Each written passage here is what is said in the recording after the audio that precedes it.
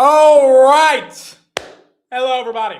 Welcome back to the channel. We are here once again on a market future show, and we are finally back in the studio. And it is time to get back into our routine. It was a fun time in Vegas. I enjoyed it. Hopefully, everyone else enjoyed it. But we're back. We are officially starting off. This feels like the real start of 2026 to me, to be honest, versus what we had last week. And we're back. Market open, market close every single day. Futures, as always. We have so much to talk about. There is a massive breaking news headline that broke like 3 minutes ago, right before I went live. So we got a lot to talk about. We have stuff going on in Iran. We have JPOW, which is the breaking news that came out a couple minutes ago. We have Trump saying that he wants to get credit cards to only be capped at 10% interest. I mean, the amount of things that have happened over the past 48 hours, while following up from all the different statements that Trump said during the week, which we tried to cover in regards to defense spending, no buybacks, all the stuff he was saying about Colombia, et cetera. There's just so much to cover. There is so much to cover. And at the same time, you've got the futures, which are relatively red right here. Nothing too crazy going on right now. But I mean, flat to red. We're going to see how they open up, especially the fintechs. Obviously, Visa, MasterCard, SoFi, Robinhood, American Express, Capital One, all these companies, they kind of make a decent chunk of money on credit cards. And so I really do wonder how their stocks are going to open in the next 12 minutes in the overnight markets. We have the metals that are ripping, copper, silver, all of those going absolutely crazy. Wow, silver up another 5%. Is this an all-time high on gold? I think this is an all-time high on gold. It's damn near close to an all-time high. No, this is an all-time high. This is a 45.94 is absolutely an all-time high. So we got a lot to talk about. We got a lot to get into. I was happy with last week. It was fun. Got to meet people like Mr. Stock Market News, Evan, in Vegas. But I am happy to be back into a routine. And my goodness, the amount of things that are going on that we have to discuss and the implications they're going to have going into this week. Also, earnings. Earnings are starting this week. January 13th, we got bank earnings, the financials. So, I mean, we are back into earnings season. We got Trump saying everything he could possibly say to save the midterms, or at least that's what it feels like. And then obviously we have the broader AI theme that continues to get more momentum. So a lot to talk about, a lot to get into. And we're going to start off with all of that as we get into today. The Iran Anthropic deal that I see a bunch of comments in the chat on, that is a rumor on X by some person who bought like $1 million of Iran and tweeted there's going to be some Iran Anthropic deal. I don't know if that's correct. I don't know if that's fake news. I don't know if that's a rumor. I don't know if he's trying to pump the stock. But yeah, for the people asking about that, there's nothing confirmed that Iran is working with Anthropic. It's this random account. I don't even know why people are taking it seriously. But this guy is like, there's going to be a press release on an Anthropic deal. Maybe there is. Maybe he knows. Maybe there is going to be some crazy deal, but I don't know if you can just trust it and use that as a source to buy. So yeah, I would assume it's fake, but if not, then I guess we'll find out tomorrow. And well, he has plenty of evidence of insider trading with that tweet. So I guess we'll see how the market reacts to it as well. All right, so we got a lot to talk about, a lot to get into. We got some breaking news that happened literally 3 minutes ago. Let's open this up. I didn't know we would have to cover this, but we have to get into it. And then in 10 minutes, we have the overnight markets open. The federal government and their prosecutors have opened an inquiry into Fed Chair Powell. Fed Chair Powell, the current Fed Chair, who's going to be gone in May, the guy who just cut rates a month ago. He is now being investigated over the renovations of the Federal Reserve headquarters in Washington. Remember when Trump and Powell were wearing those construction hats, looking at some paper, and Trump was getting mad that they spent, I don't know, $300 million on renovating the headquarters. Well, he is now under criminal prosecution and investigation for that. And Powell just put out his response 5 minutes ago. Good evening. On Friday, the Department of Justice served the Federal Reserve with grand jury subpoenas, threatening a criminal indictment related to my testimony before the Senate Banking Committee last June. That testimony concerned in part a multi-year project to renovate historic Federal Reserve office buildings. I have deep respect for the rule of law and for accountability in our democracy. No one, certainly not the chair of the Federal Reserve, is above the law. But this unprecedented action should be seen in the broader context of the administration's threats and ongoing pressure. This new threat is not about my testimony last June or about the renovation of the Federal Reserve buildings. It is not about Congress's oversight role. The Fed, through testimony and other public disclosures, made every effort to keep Congress. Guys, it is not AI. It is from the Federal Reserve website. This is the website right now. So no, this is not AI. This is actually happening. They had to just put out a response, and he is being prosecuted as per the DOJ. Informed about the renovation project. Those are pretexts. The threat of criminal charges is a consequence of the Federal Reserve setting interest rates based on our best assessment of what will serve the public, rather than following the preferences of the president. This is about whether the Fed will be able to continue to set interest rates based on evidence and economic conditions, or whether instead monetary policy will be directed by political pressure or intimidation. I have served at the Federal Reserve under 4 administrations, Republicans and Democrats alike. In every case, I have carried out my duties without political fear or favor, focused solely on our mandate of price stability and maximum employment. Public service sometimes requires standing firm in the face of threats. I will continue to do the job the Senate confirmed me to do, with integrity and a commitment to serving the American people. Thank you. So look, is this going to be a something burger or a nothing burger for the markets? Honestly, I'm not sure. I don't think it's going to affect the markets that much unless it really puts into question the independence of the Fed. But it is quite incredible that we are getting this right here. This is the website where you can read the entire statement. Last update, January 11th. I think it was about 5 minutes ago officially the statement came out. The New York Times reported that the Federal Reserve is officially being prosecuted for this. And so that's why I think they put out that announcement. I mean, probably a nothing burger. I also don't think the investigation is going to lead to, like, I don't think it's going to be that criminal of an investigation, even though they are going to try to make it seem like that. The biggest thing that I think is happening right here, and this will lead us into the conversation into credit cards, which we'll talk more deeply about once the overnight markets open and we go through what these prices look like. I think Trump is getting a bit desperate here, and I think he's trying to do anything he can to get rates to come down. And as a result of that, you are seeing kind of absurd policies that have no manifestation of becoming real. Now, maybe they do become real. Maybe there's something that Trump knows that he's going to be able to do to put a cap on credit cards. But if anyone's just looked at the math around any financial institution that makes money on credit cards, the only reason you get your 2% or 3% or 5% cash back or mileage points is because someone on the other side is paying 25% APR interest on credit cards. Now, philosophically and morally, you may think that's a horrible thing, that you can have that opinion. But that's how the credit card business works. That's how these companies make money. So I don't know if he's allowed to just cap it at 10%. I don't know what congressional or executive authority he has to do that. I don't know if he can just investigate Fed Chair Powell over renovations to a building just to get Fed Chair Powell to step down early so that you get a dove in who can cut rates, because obviously we're not getting a rate cut given the economic data we got in terms of jobless claims and GDP last week. We have a 5% chance of a January cut. It's not going to happen. Trump's probably upset about that. And so, he probably wants Fed Chair Powell to step down. I mean, if Powell literally stepped down tomorrow, I think this investigation would be over and they would put in a new Fed chair and they would start cutting rates. But that's likely not going to happen. So whether it's 10% credit card rates, whether it's adding $500 billion of defense to the military, which again makes no sense. We don't have that money.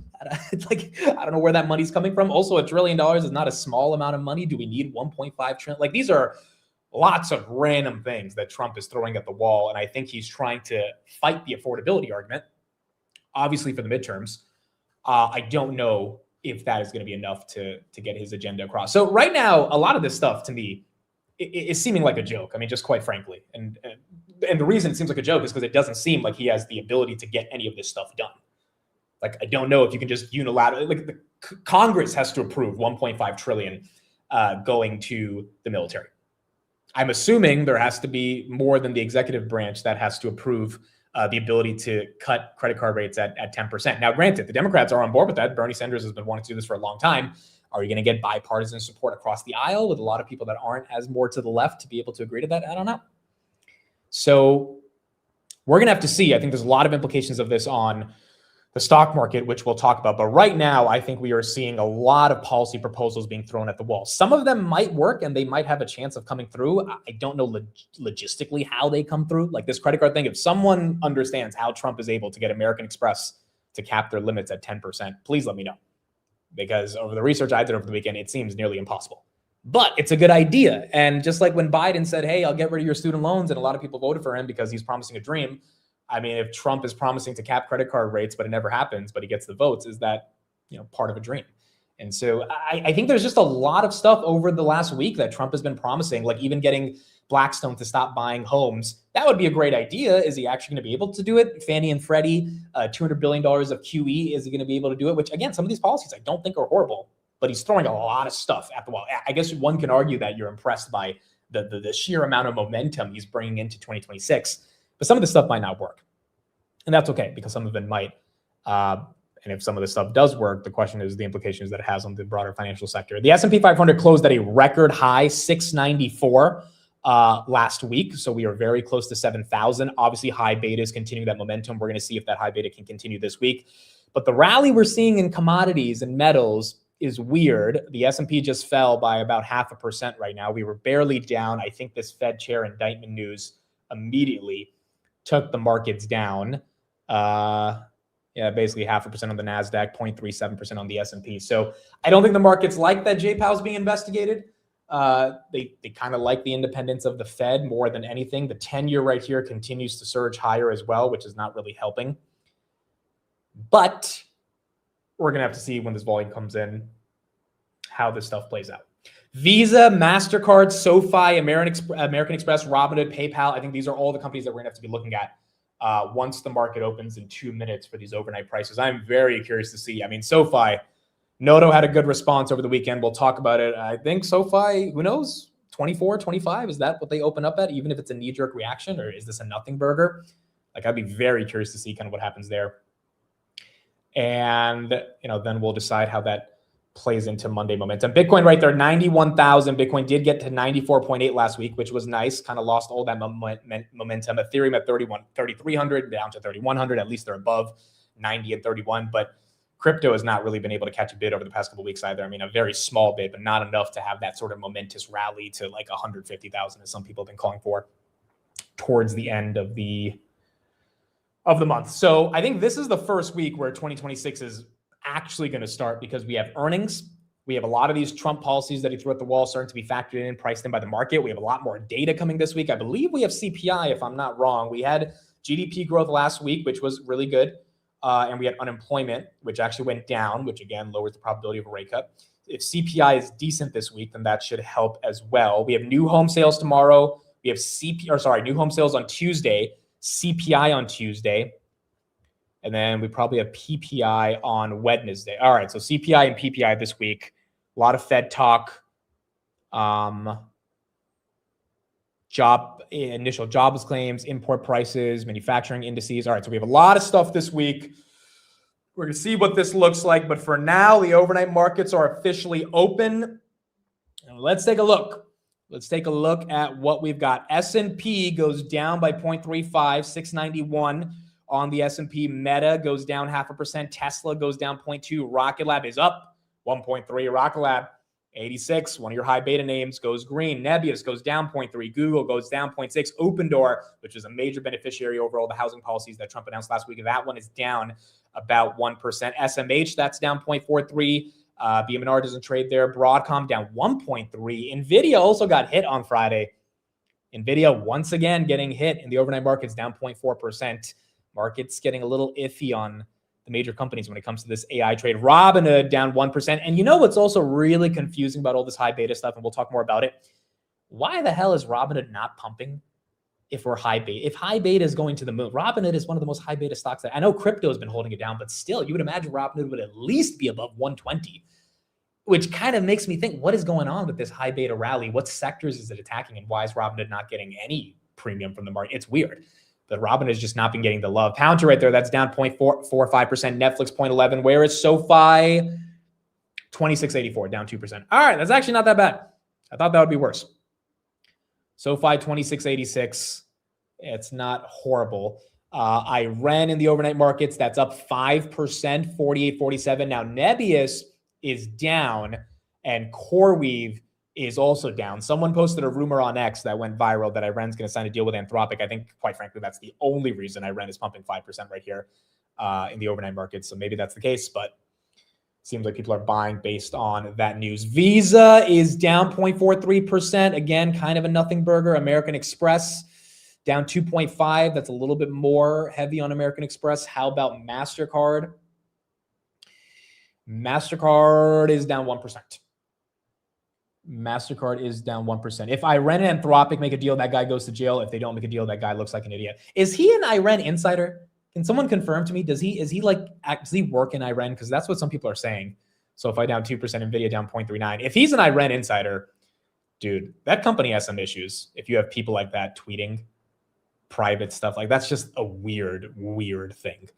And I mean, yeah, he put it out there on Twitter for everyone to know. I can't imagine how there's not some level of insider trading going on right there. But that's weird. It'd be very weird if it's happening. Zeta 2481, that's up 1.68, 2474.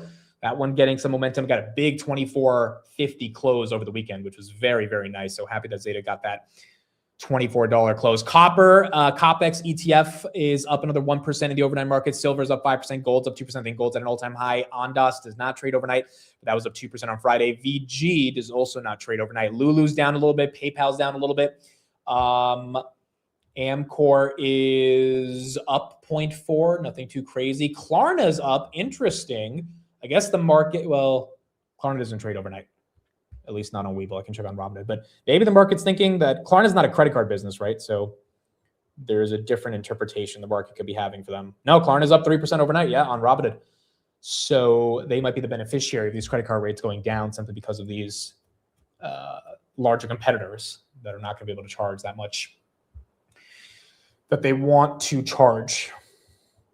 VG overnight on Robinhood. Okay, let me check. VG is up 3%, 748. All right, so VG, that's getting some love. S&P is down 0.5%. Tesla's down 0.5%. Capital One is down 3.7.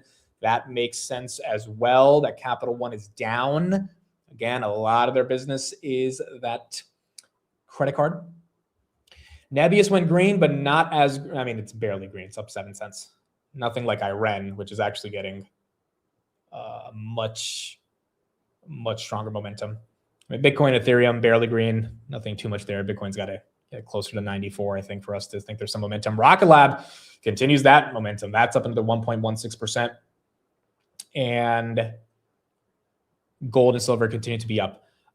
Zeta right here up 2.4, 25 in the overnight markets for Zeta as that one continues to go green. Again, the reason I believe the overnight markets dipped, although some pockets of the markets are not dipping, is because Fed Chair Powell is officially being prosecuted for renovations in the headquarters at Washington, D.C. He just released a statement. We just watched it, if you rewind 10 minutes ago, of him explaining why this is political and this should not be happening to him, and basically saying that, you know, he's not making decisions based on loyalty to the president. So, I mean, the market's obviously going to react because they're worried about Fed independence. I don't know if it's that big of a deal. I also don't know if this investigation is going to even be something the administration follows through on, but that is officially happening, and Powell is officially being prosecuted. NVIDIA right there, 183.95. Even after a phenomenal CES, I mean, just groundbreaking technology they introduced with Vera Rubin, NVIDIA cannot catch a bid. Google read a little bit after hours. Google had a massive week last week, overtook Apple. Apple got destroyed last week. Once again, down 257. Did not expect Apple to lose the 260s, but they did. And then Amazon actually had a decent week. We got a little bit of a breakout above 240, 245 overnight. That's down about 1%. But nice to see them at least above that 240 level. AMD, are we below 200? We are very close. 201.80. 201.80. Where are the memory plays? Micron down 1%. That one's had a crazy year. SanDisk is up like 60% year to date. That's down 1%. So, I mean, the memory names continue to be quite literally on fire. And the data center names are flat. Amcor just went red, down 2.4%. Zeta 24.96, SoFi 2.2% down. Palantir down about 1%, nothing too crazy on Palantir, around 176. And then HIMS is down a little bit. ASTS is down 1.4%. Credo is down 1.6. Fluence Energy is down 1.1. PayPal is down 0.5%. SMH down 0.69. Again, Palantir down about 0.78%. Oracle as well. Where's Tesla? Tesla is down 0.2. And then Oracle is down 0.59. All right, so that's what we have in the overnight markets. Nothing too crazy. Some pockets of the market are green, but not a lot, to be honest. I mean, Iren's green, Rocket Lab's green, and I'm not really seeing a lot of copper's green. Crypto is inching up a little bit, but everything else is kind of red, to be honest. Oscar's down, Intel's down, Nike's down, Lulu's down, PayPal's down, Bloom Energy is down, Novo's up a little bit. Robinhood just flipped green a little bit. Quantum's down. IWM small caps are down. The S&P is down. Oklo's down. Oklo had a big week last week, 80 to 105. Netflix is down. Netflix continues to get hit. Spotify's down. Salesforce, Qualcomm. I mean, a lot of things are down versus up. Palantir, Tesla, Nvidia. But you've got Iren and Rocket Lab. Walmart is joining the NASDAQ 100. That's why these guys are green. They're up 2%. They're replacing AstraZeneca. And then gold, silver, and copper are up. So you have your commodities that are up, and then you have a couple of individual stocks, but it's not kind of following what we saw on Friday, where we had a lot more that was getting momentum. All right, so that's what we got. That's what we got here with futures. Again, Fed J. Powell under investigation. We're going to see how the market reacts to that so far. I mean, futures were flat. Futures flipped red. Low volume, something to always remember, but more uncertainty that enters into the ecosystem. And with more uncertainty, you kind of have the dollar continue to engage in debasement. And that uncertainty potentially leads to the market to go back to the commodities trade, which is, I guess, what we're seeing to an extent right now. Evan says, I thought we'd be lower. To be honest, yeah, I mean, the credit card stuff also you thought would kind of push the financials lower. And they're down about 3-4%, but nothing like 10-15% like some people were saying. That would be a bit more aggressive. Yes, Pete Hegseth was at the Rocket Lab headquarters. That was bullish to see. I mean, obviously Golden Dome, Neutron, there's a lot of catalysts. The SpaceX IPO for Rocket Lab, that should be factored into the price, or at least potentially serve as catalyst. So space holds on. Some data center names hold on. Everything else looks like it's going relatively red. All right, so let's get into a bunch of headlines because we got a lot to talk about and a lot to get in through. So again, the major headline that just broke was that Powell is being investigated. We'll see how the market thinks of that tomorrow and what that has in terms of an impact. Gold is basically sitting at an all-time high right here, just below it. Silver just below an all-time high as well. So if you're in the gold and silver trade, I mean, it continues to gain momentum. Obviously, other forms of commodities are starting to catch up. I think Chamath on the All In podcast this weekend actually said his number one winner for 2026 is copper. And so you've got some more high profile people saying, look, I think copper is going to be the thing that we have to care about. An easy way to get exposure to it is COPEX. This is actually something we talked about a while ago. It's a copper miner. It's a copper miner ETF. I did have some exposure a while ago, sold it, potentially will buy back in. But the commodities trade just is winning. And it's winning in a way that is quite incredible to witness. And quite frankly, if the dollar continues to get hit, now Dixie's actually been up over the past couple of days. It's down right now in the overnight markets at 98.90. It's been stuck around that 97.98 range for the past year. If that thing, falls down closer to 94.95, which would be a pretty dramatic move, I think you get treasury yields that potentially will come down, but commodities that continue to go higher. And it doesn't look like that's slowing down. Here was Chamath's take on copper, and then we'll get into some of the other macro headlines we have. I will pick copper. Okay. Copper. We are still completely underestimating how short we are in terms of the global demand supply dynamics of a handful of critical elements that we need. Again, in the Trump doctrine view of the world, that is no longer as multilateral as it was, and we need to have unilateral national security. And if you look through that lens, the asset that is set up to go absolutely parabolic is copper. And the reason is that it is, at least as it stands today, the most useful, cheap, amenable conductive material that we have. That material manifests in everything from our data centers to our chips to our weapon systems. It's just everywhere, everywhere, everywhere. And right now, Jason, we are on a path by 2040 where we will be short about 70% of the global supply at current course and speed. And so Copper. I will pick copper. Sachs, what do you got? I mean, look, there's definitely an industrial use case for copper and silver, which is what people have been talking about for a long time. The thing about these assets is that they've gone parabolic already. Now, maybe there's more parabola for them to climb higher. The question becomes, what is your risk tolerance with these trades? Because you're going to have to sit through the volatility of them going down. I mean, just last week, silver went down 10%. But if you bought the dip, it's up. If you also believed in the broader thesis that the commodities trade is not over. And that's what it comes down to. Same thing with memory, right? With Micron, SanDisk, SK Hynix. Like, is the memory trade done? Is it completely frothy now, or is the memory ecosystem only growing further and further? I have some charts that I'm going to show everybody. Goldman Sachs thinks that there's going to be a memory shortage until 2027, which means there's going to be plenty of demand for the ecosystem of these memory stocks to continue higher. So do you think the commodities trade is over? And you got a lot of people coming out saying, no, the commodities trade is quite frankly just beginning. The dollar debasement trade is definitely not over, because we're going to keep printing more money, especially if we're going to put $500 billion into the military when we already factored in for $1 trillion. I mean, I don't know where we're going to get this money from, but, well, I do know it's going to be from printing. I mean, there's no other way we're going to be able to get it.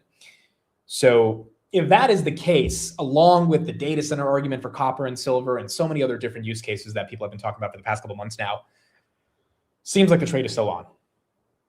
And the question is, where do you get exposure from it? Again, we talked about COPX. That is one of the ways to get exposure. The miners, we talked about this last week as well, are trading, especially on silver, as if silver is at $40. And the reason for that is because they did not anticipate the amount of demand that would be coming their way. So I know the silver miners are definitely a big trade that a lot of people are thinking about. And then gold. I mean, Bitcoin and Ethereum are not getting the flows that a gold is getting. If we have a counter-cyclical trend against dollar debasement and Bitcoin is not the asset of choice and gold becomes the asset of choice, or silver or copper, et cetera, that entire ecosystem, then yeah, gold probably goes higher.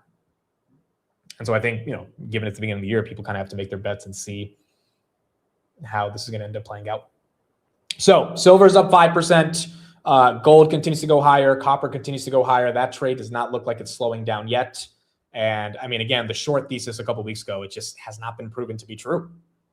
These assets look like they're developing a base. And if anything, if we have a recession, I mean, one could argue that equities are going to get hit, but not the commodities, because the commodities are going to be seen as the way to hide from the sort of pain of the equity markets if we do end up having some ugly drawdown in equities. So, that might be a position in the portfolio that people want to think of as just like a hedge, or just as a way to allocate a bit more into a diversified view. Now, let's look at some charts right here. We got a lot of things going on in regards to the U.S. federal government. So U.S. government interest payments hit a record $1.47 trillion in Q3 2025. That means we paid almost $1.5 trillion as the United States of America in interest payments. Now, is this a big deal? Not really, because we can just keep printing the money, and our money is the best. Our dollar is the best reserved, so we'll keep printing it, and it doesn't matter. But at some point, do the chickens come home to roost, and our money is not as valuable anymore as we thought it is. So, I mean, the fact that we are paying as much in interest as we are paying, it is all contingent on rates coming down. Unfortunately, rates are not coming down as fast. And that is partly the reason that Powell is being investigated, because maybe Trump wants to intimidate him to step down. And if he does, maybe we can get these rates to come down.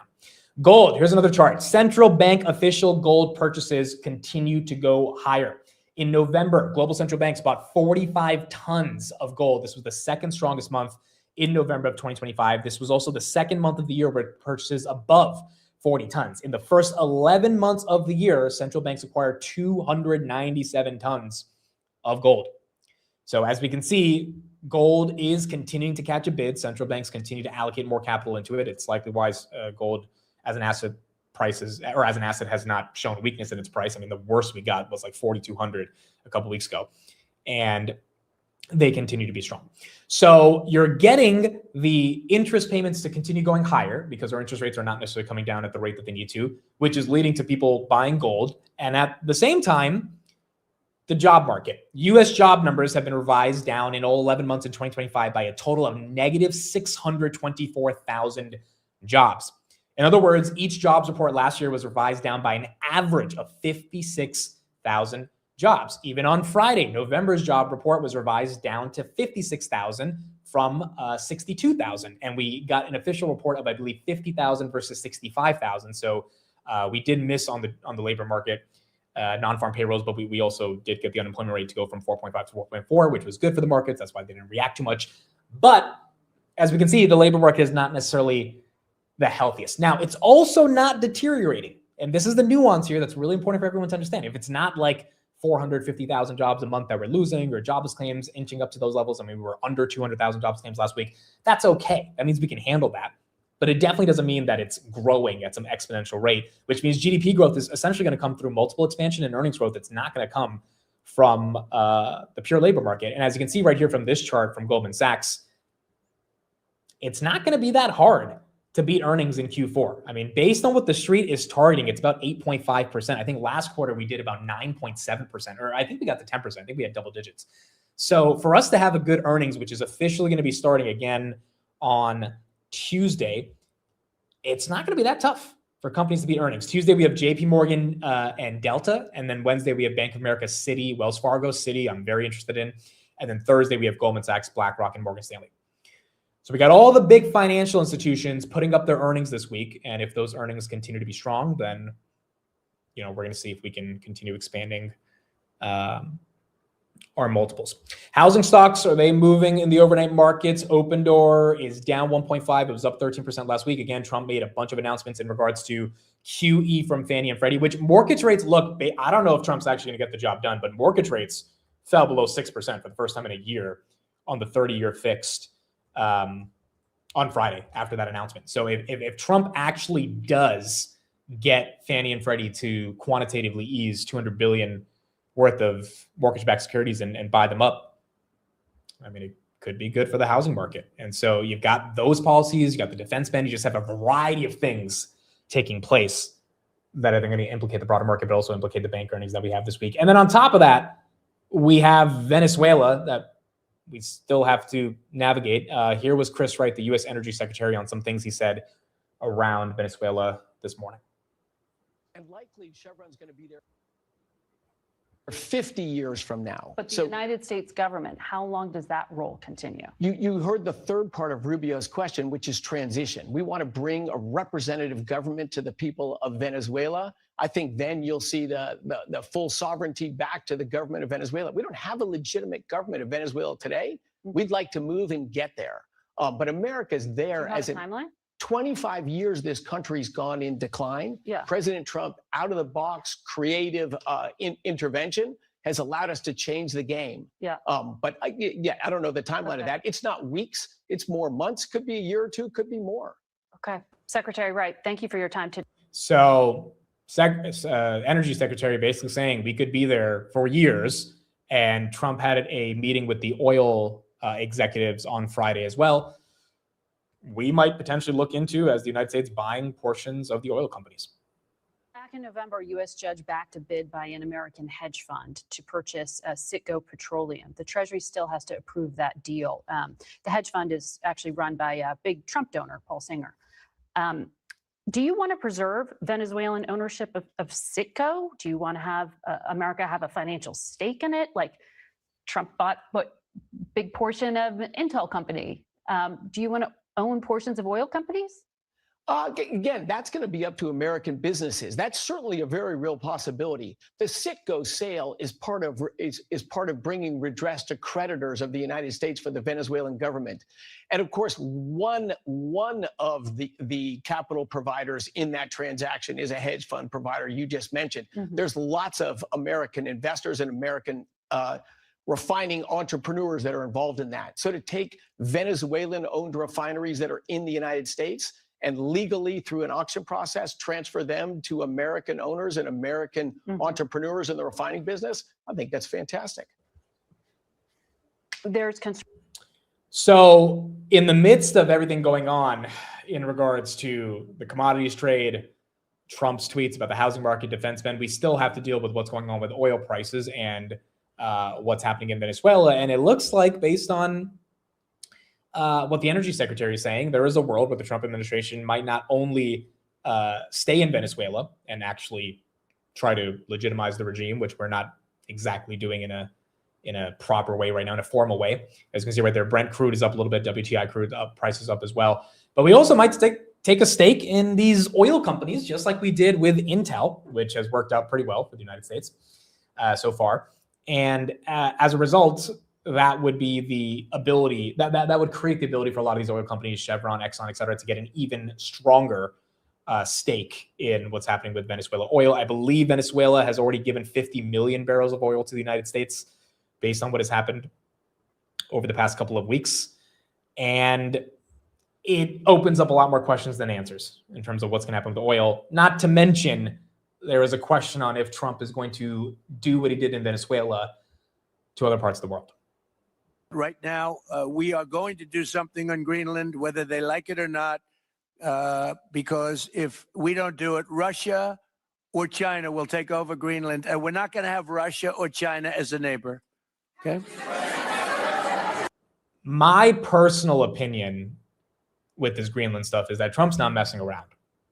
I really do think they're going to make, I mean, you've had reports from the New York Times on Friday that Greenland and Trump have independently started talking outside of the confines of Denmark to be able to, have deeper conversations on the offer, potentially giving everyone $100,000 to leave. I mean, there's a lot of different things that are going on here. And quite frankly, if the latter half of Trump's final term as president of the United States is defined in this sort of interventionist campaign for strategic geopolitical ties to hedge back against China and Russia, it is going to be a fascinating way for his administration to end, right? For his legacy to play out. I did not think this was the route, given he was the America First guy, that it was going to take place. But if this is how you define America First, then maybe that's how it's going to happen. Also, we've got a situation going on with Iran. Here was Trump in Air Force One 20 minutes ago talking about what's happening with Iran. Have they crossed your red line yet to trigger a response? They're starting to, it looks like, and there seem to be some people killed that aren't supposed to be killed. These are violent, if you call them leaders, I don't know if they're leaders or just they rule through violence. But we're looking at it very seriously. The military is looking at it, and we're looking at some very strong options. We'll make a determination. Which options have you been briefed on? Are you meeting with senior officials? Are you asking me to say what will they do, where will we attack, when, and at what angle will we attack from? Are you considering I'm with the U.S. White House TV pool. I'm wondering, are you being briefed on options? I'm with CNN, sir. Why did you say I'm with CNN? She says I'm with the White House pool. And I say, what? You're with CNN. You're with fake news. Because CNN is fake news. Go ahead, give me a question. Can I ask how you're balancing and how you're deciding your response, the balance between helping protesters versus hindering them? Because I imagine that's a delicate balance to strike. I mean, some of the protesters were killed through the stampeding. I mean, there's so many of them. And some were shot. We get a full report. I'm getting an hourly report, and we're going to make a determination. It looks like unofficial reports are saying 2,000 people in Iran have been killed by the regime that is currently there. You had a truck that ran over some people in Los Angeles like 20 minutes ago. And I don't know why, because it looks like the truck was on the side of the protesters, but then again, it might not have been. We're still trying to get some details on this. But as you can see right here, a person appeared to drive through a U-Haul truck through a crowd in Los Angeles where hundreds gathered in the Westwood neighborhood to march in support of protesters in Iran. And here's some video footage right there of this truck in the middle of these protests.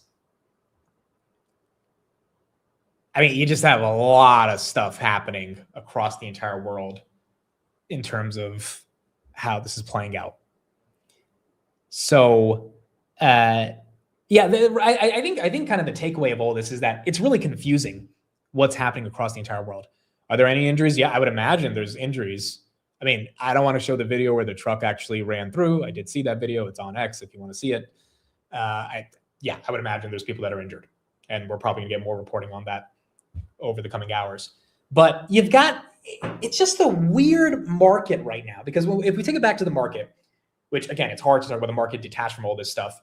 You've got a lot of these high beta names that are moving higher. And the reason they're moving higher actually isn't that stupid to me.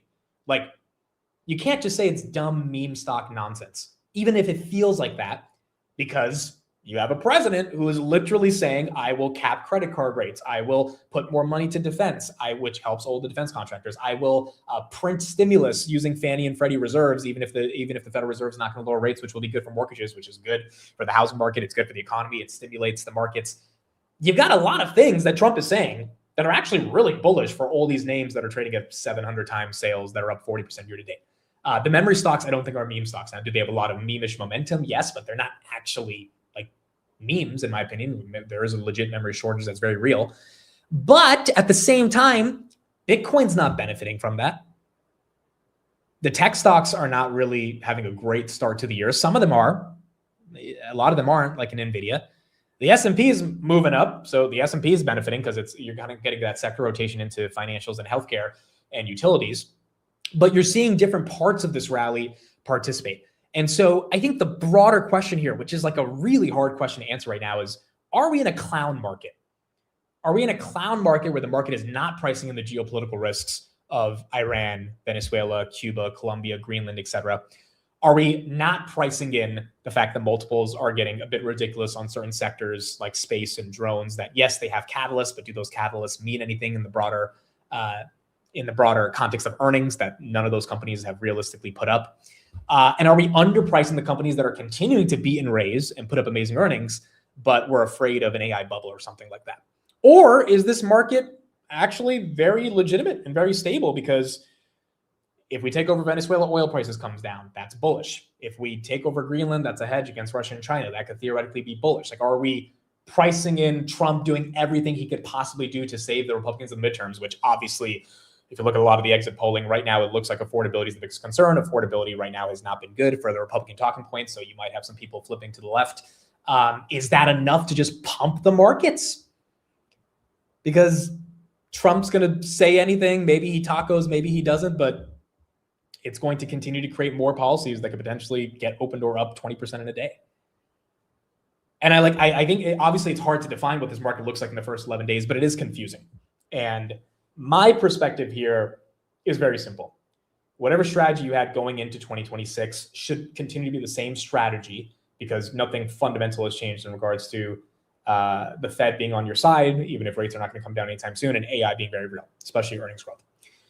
However, the alpha has been in random names that are up like crazy this year that you either never heard of or you thought the multiples were already crazy before you went into them. It's not been in the companies that are like Hims. Hims is cheap. Like $7 billion market cap, trying to get 3 times sales. I know they have a lot of issues with Novo and their narrative and no moats. I get it. But you talk about a company that's cheap compared to some of these other names that are not putting up any revenue or earnings, but are just getting headlines that drive their narrative. It seems like the market is more focused on thematics versus actual earnings, which is okay. That's sort of the nature of this market, but that is leading to the over leverage and excitement in certain stocks over a company like Hims that probably should be trading higher than what it is right now. Not to mention you have the shorts that are getting excited for a lot of these names, and maybe they're not touching some of the high beta names because they're afraid they can get their face ripped off. A name like Robinhood that should be running into high beta, not really running. Same thing with Palantir, should be running into high beta, not running either. Even though Palantir's multiple is more advanced, so is Robinhood. I mean, both these stocks are very mature, but still, it is weird. Nvidia is also very high beta at the end of the day. Nvidia should be running that. Tesla's still stuck in the 440s. Like, it's just AMD. Why is that almost below 200? It's very confusing why that's playing out. But if the narrative is that small cap stocks that have higher multiples that are in certain themes are where the market wants to be positioned, then it makes sense why the large caps are not getting the value. However, it also then begs the question, who's buying these names? Are they institutions? Because, I mean, I don't think a lot of these institutions are buying some of these names. Maybe some of them are, but I mean, if they are, it's quite incredible that institutions are waking up and saying, yeah, we're going to pay 700 times sales for it. Like, usually that doesn't happen. Institutions usually don't chase. So is it retail money that like you're using the gains from last year to bring? Like, I don't really know. But then you think of the volumes, like this has to be institutional. It can't just be retail. So I don't know. I think there's a variety of different variables to try to understand this market. It's Tom Lee. It might be Tom Lee, but it is confusing to say the least. Maybe it's hedge funds. And let's not forget, you know, we're only 1 week into January, but this is exactly what happened last year. Last year, we pumped into mid-February, and then it was a 3-month downturn. You had, I think, Goldman come out over the weekend and say that's exactly what they think is going to happen again. They think we're going to peak in the next couple of weeks, and then we're going to start to take some time down. And but that's weird because like Nvidia is not at all-time highs. Like Meta is not at all-time high. So this idea of we're going to peak soon and we're going to come back down. It's like, well, what's peaking? Because it's not Nvidia and Meta. It's like everything else that is getting a lot of excitement. This might be one of the reasons why we might peak, which historically happens before there's a little bit of a top. The AAI Bull Bear Survey for the first time in over a year, bulls outnumber bears. One of the arguments for why we still had a wall of worry to climb is because bears were outnumbering bulls. This is a lot of the research that Fundstrat was citing back in 2025. For the first time in 1 year, we officially have achieved the bulls outweighing the bears, which kind of makes sense because if you look at certain stocks that are getting so much momentum, it's like, yeah, people are way more bullish than bearish, even if Meta's not getting the beneficiary of all this bullish momentum, but Bloom Energy is getting the beneficiary of all that bullish momentum. So yeah, it does feel like there's more bulls than bears. The question is that the right type of bullishness being inundated in the right sector? And that I don't think we fully understand right now. But time will tell. Time will tell. I mean, and speaking of people being bullish versus bearish, even Michael Burry over the weekend said that if he had the ear of the Trump administration, he would say take $1 trillion and invest into energy infrastructure for the United States. Now, I commented and I said, it's really confusing because if you think AI is a bubble of epic proportions, which he does, why would there be a need for so much energy? The velocity of demand for energy that everyone is speaking about is a direct byproduct of the demand for AI. Like, why do we need so much energy if we don't have demand for it? The demand comes from AI factories, data centers, AI, et cetera. If it's all going to pop, then what's the point? And his response was, my proposal is this needs to happen for national security, economic growth, and future innovation, regardless of how AI plays out. I think that response is nonsense. Like, legitimately not. I think it makes zero sense. Obviously, we need national security, we need energy infrastructure, yada, yada, yada. But we've needed that for the past 200 years against China, Russia, all our adversaries. The levels of demand we are talking about in terms of OpenAI spending $1 trillion, Microsoft spending $500 billion, Nvidia saying CapEx by 2030 will be $3 to $4 trillion.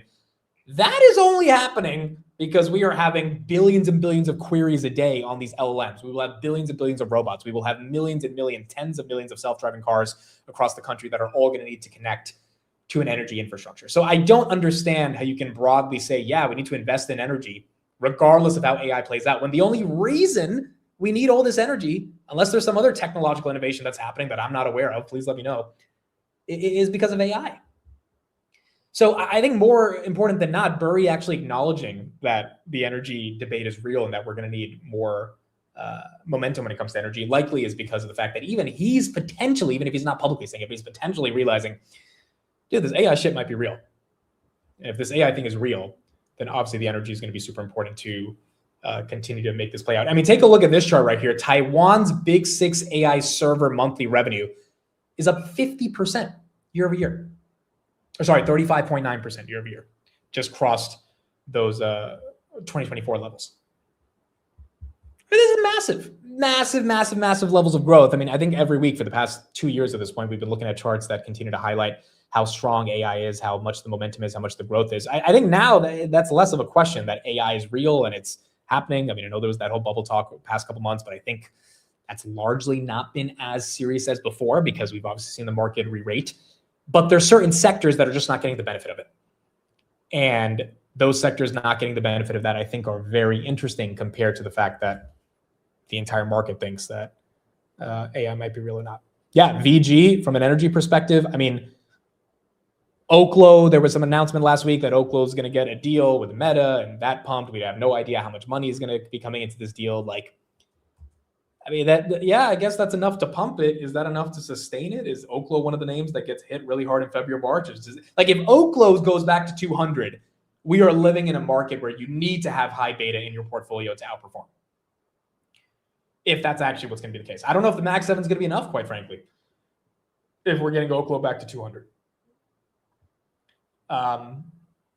But now, right now, you might have some bulls saying, hey, Oklo's going to go to 200. The reality is, like, how many days, how many weeks can the cycle last with all this high beta momentum where Oklo actually gets to that level? Oklo being a metaphor for a lot of these AI names or high beta names. I don't know. You got a name like Ondas that just diluted by $1 billion. Now, a lot of people on X are like, this is amazing. Ondas just raised $1 billion. They're not factoring into the warrants that are going to be executed, which makes it highly dilutive to shareholders. I mean, that name's up, 50% year to date, trading at 182 times sales. I mean, these are questions of, like, can these stocks have the momentum to keep going? And does valuation even matter for these names? Which, quite frankly, right now it doesn't. They're doing like $2 million in revenue, $5 billion market cap. The market does not give a shit about their valuation right now, which is surprising because the market seems to care about Meta's valuation, even though Meta is trading at an aggressively cheap multiple. And so again, I really wonder what that means in the next coming months. If there is this epic thing that pops everything like Liberation Day was, or if we avoid that, because Trump probably wants to avoid that. Obviously, we got the midterms coming up. He would like to keep the midterm momentum strong. Or, do we have to deal with some pain? And, hopefully earnings gives us a little bit more clarity on that. But the answer is, like, it's really hard to figure out. Because the thing is here, like, let's say you missed the last week of super high beta momentum. Do you buy Oklo here? Do you buy Ondas here? I don't know. And if you do you ride it higher? Or is it one of those things that's just not going to be something that continues to get momentum? Not to mention, we have a lot of IPOs coming out this year. There's some stats I'll share about Databricks, SpaceX, etc. Chamath actually had a very interesting contrarian take over the weekend. Here's what he has to say about what will happen with the SpaceX IPO. Both, and you can just see. My contrarian belief, number one, is I don't think SpaceX will IPO. I think that it will reverse merge into Tesla. And I think Elon will use it as a moment to consolidate control and power of his two seminal assets into one cap table. Oh my God, I love that. Wow. Well, he's talked about that before. He's talked about having a holding company for years of all of the collection. You could put Neuralink in there too, right, Chamath? You could put in the Boring Company as well. Sure. I'm just giving you my contrarian take. There will be no IPO of SpaceX. I think it'll just be, it specifically will be a reverse merger. There you go. The second contrarian take is that. Now, if that were to happen, Tesla's going to $1,000 immediately. If that happens. I don't think it's that crazy to say there's a world where Elon reverse merges into Tesla. That's kind of always been the game plan, right?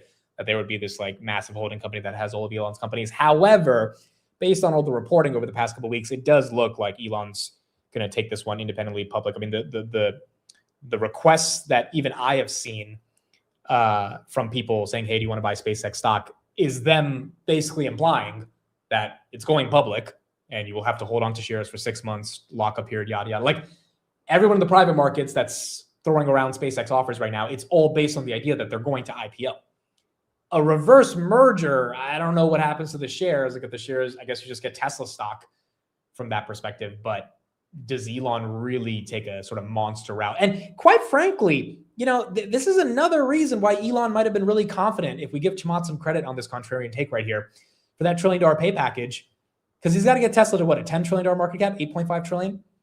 I mean, if you just merge it with SpaceX, that gets you a hell of a lot closer. SpaceX was an IPO at 1.5, Tesla's at 1.5, boom, you're at 3 trillion. You're 30% of the way to that 10 trillion mark that Elon needed to get the market cap to.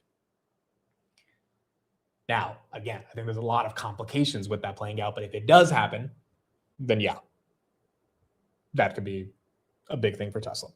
But we're going to have to see if that ends up playing out. Speaking of Tesla and the guy who got me a share of Tesla right there at $180, I'm literally going to hold that forever. Hopefully when Tesla's $10,000 a share. Mr. Derek Wall says all-time high along with wars plus the geopoliticals means just be off margin or leverage. I agree. I think margin, I haven't got the stats for margin yet. And Derek, thanks again for the super chat. Appreciate you, Derek. We don't have the updated stats for margin. I think we get them towards the end of January. But last time we saw them at December, it was at like 1.4 trillion, which was the most amount of margin we've seen in history. It was higher than 2021. I would imagine, given the high beta momentum, there are people that are absolutely going on margin to participate in it. The sheer amount of momentum that's going into a Micron or a SanDisk or a Rocket Lab has to be coming from some level of leverage. So, I mean, if that shit cracks, and it doesn't have to, but if it does, the margin calls could be ugly. Now, hopefully the margin is not being levered into crypto, and we're not really seeing any crypto momentum. So, maybe that's not the case, but it is into some of these other high beta names. And I wonder what that means if the market were to take a little bit of a haircut. So let's ask that question right there in the chat and see how people are thinking of it. Do you think this rally continues? It's kind of the same question. And again, at the same time, you cannot call it a meme stock rally because the S&P is at all-time highs. Like, what's pushing the S&P higher? Well, it's different sectors within tech. Do you think high beta can continue or it stops in a month? Let's see. A month could be 2 months. I mean, the time frame is not necessarily that important. Just in the short term, that's what I mean by for a month. Which is kind of what happened last time. Last time around February, mid-February, and that's when shit started going the opposite way. And then if it does, how many people just end up buying the dip and saying, okay, whatever, Rocket Lab, if that goes from 85 to 65, it's like, okay, I finally get to get exposure into Rocket Lab. Like maybe that's what the market thinks of it.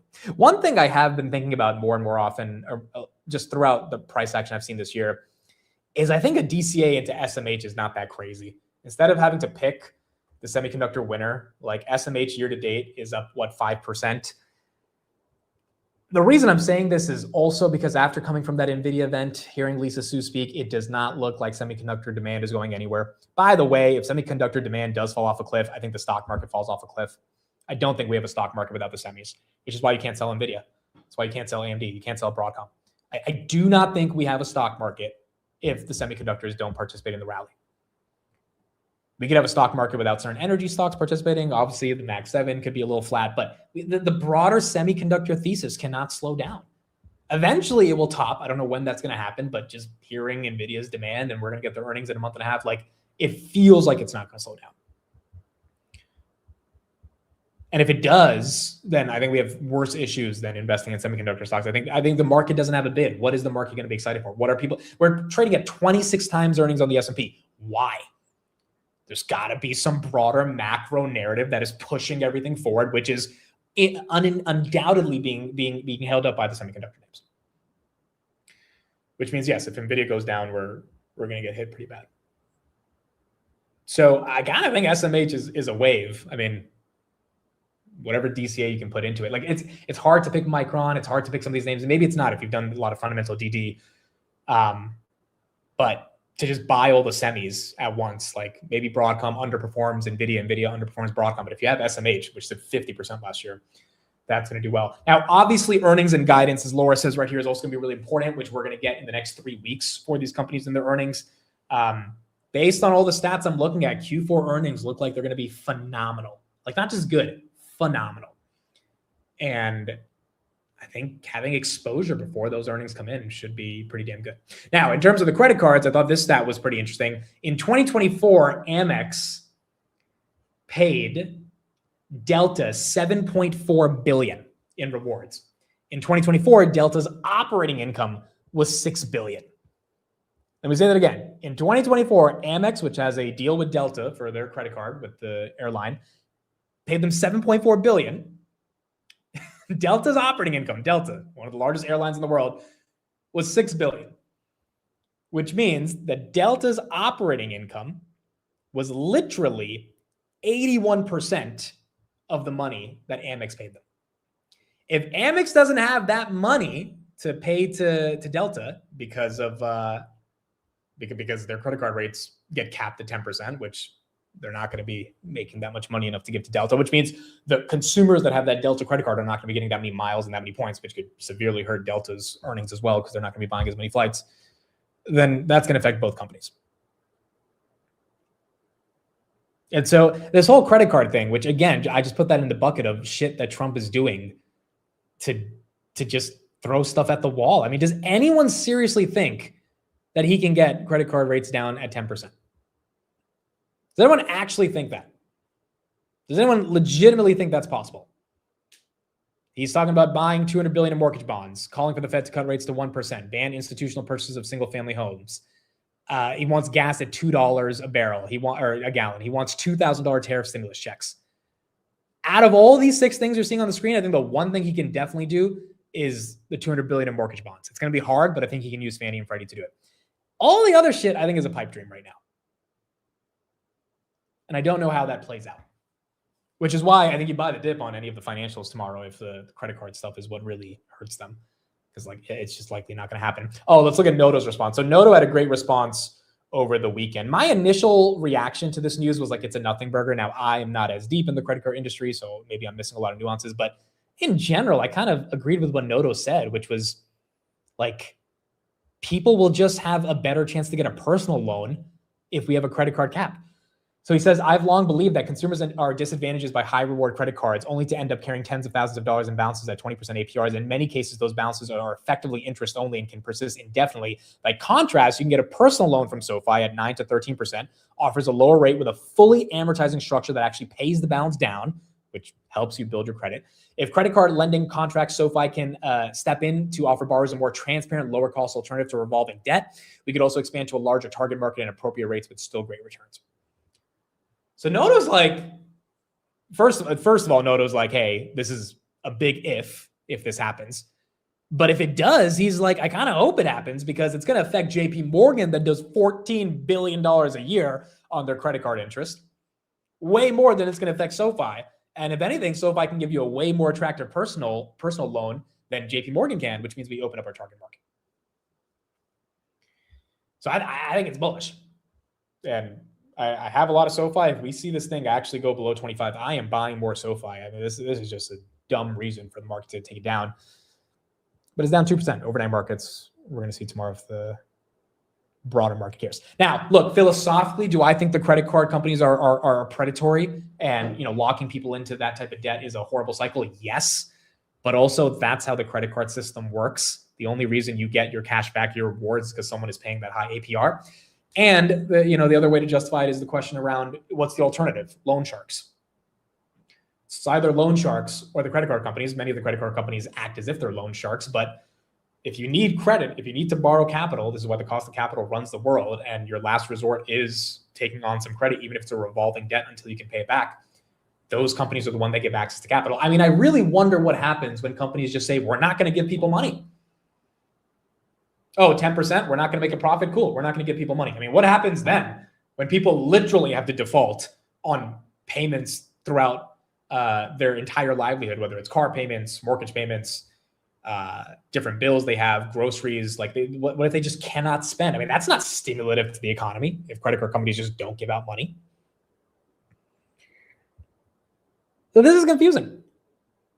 This is very, very, very confusing in a variety of different sectors, but this is the nature of the markets that we're in right now. And the names that are being discounted are the names that are putting up the best earnings. The names that are not discounted are the names that are running like crazy in the midst of this stuff. Like Opendoor, I mean, yeah, you get mortgage rates down, but Opendoor is not making a profit anytime soon. So does this deserve to be up 30% because Trump announced quantitative easing from Fannie and Freddie? Like, I don't know. Maybe this market ends up taking Opendoor to $50 this year. Or maybe this thing crashes badly after it pumps up to 15. Now, the question is, do you want to run it from 7 to 15? Maybe. And I think there's going to be a lot of FOMO to get people to run it from 7 to 15 before it gets hit. And there's going to be a lot of people that buy at 15 before it also gets hit. But like, how do you time it? It's really tough. And I mean, I don't think there's a really good framework to time it, given we don't have the data in place to determine that. They kept raising credit card rates even during low interest rate environments. Maybe there should be a cap. Again, I agree. They're like morally there should be a cap. Logically, that's not how it's going to work. These companies are not going to be able to make a profit. And it's like, if we want to play the experiment where we officially unilaterally ban credit card companies from charging more, let's do it. Let's see what happens. I'm not opposed to trying it. I'll sit back and see how it plays out. But it's hard to believe that this shit could actually play out. And I think that's the confusing stuff of all the things Trump is saying is just, he's like, yeah, sure, we'll do this, we'll do that. It's like, how? And I think without that, actual answer, that is what becomes a lot more confusing. Whoa, did Trump just tweet this? Did he actually just tweet this right now?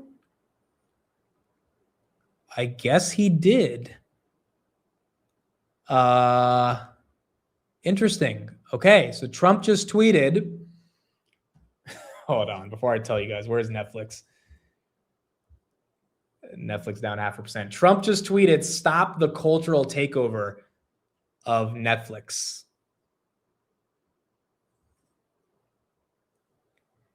Stop the Netflix cultural takeover. Netflix and Warner Brothers logo right there. What is this article? One American News. Wow, this article is basically saying Netflix cannot buy Warner Brothers. That's 10 hours ago? Okay, well, I'm just seeing the tweet right now. Even if he tweeted it 10 hours ago, that's pretty interesting that he's tweeting this. Huh. Trump's upset about the last season of Stranger Things. Well, someone's going to have to approve this deal. Someone's going to have to approve this deal. Oh, wow. Okay, this was tweeted at 8:23. Trump just tweeted a picture of himself with the caption, acting president of Venezuela.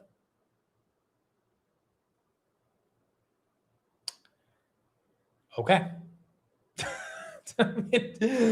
We are seeing the president of the United States put everything out there.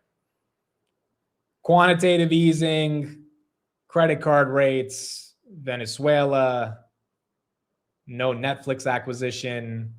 I mean, literally throwing everything at the wall at this point. Maybe some of this stuff will work, maybe it doesn't, but... And again, I don't think the economy is in a horrible position or anything like that. The market's in a weird position where we're trying to understand why the market is rallying in certain sectors, why it's not rallying in certain sectors, how much earnings growth are we going to need. I think if we keep it simple, earnings growth should be enough to create momentum in all the companies that we care about. But that's going to take earnings time to see where it plays out. Here's some clips of Trump on Friday speaking about different topics in that oil executive meeting as well. So Iran's in big trouble. It looks to me that the people are taking over certain cities that nobody thought were really possible just a few weeks ago. We're watching the situation very carefully. I've made the statement very strongly that if they start killing people like they have in the past, we will get involved. We'll be hitting them very hard where it hurts.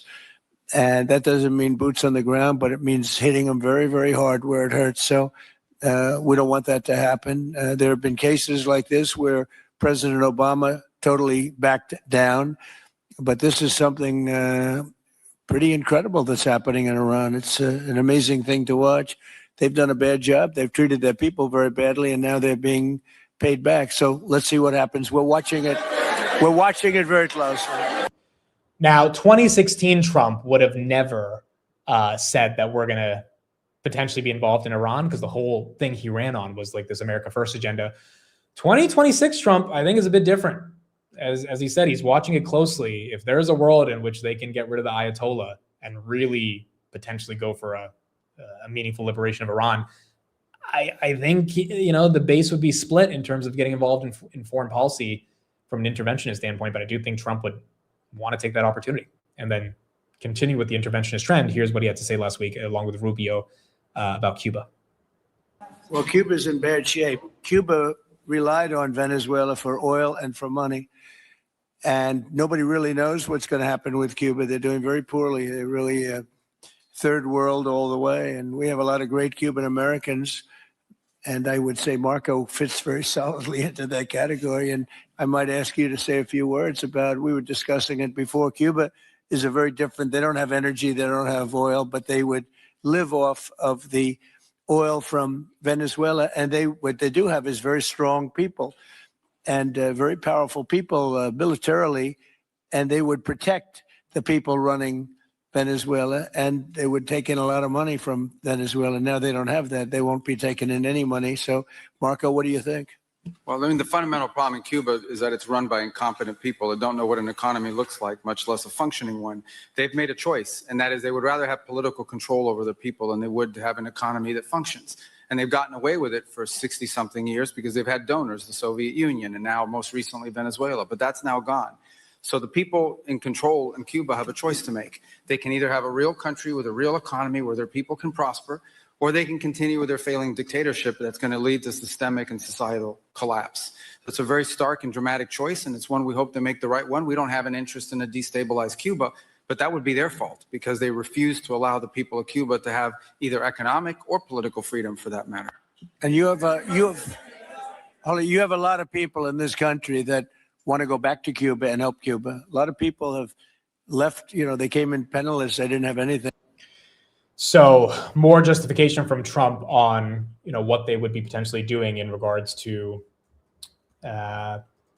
Cuba. And he said the same thing about Greenland. So, I mean, shit is going to get weird this year. I did not expect 2026 to start off like this, but it feels like it's only going to get weirder. And the implications of all this weirdness are essentially going to be, in my opinion,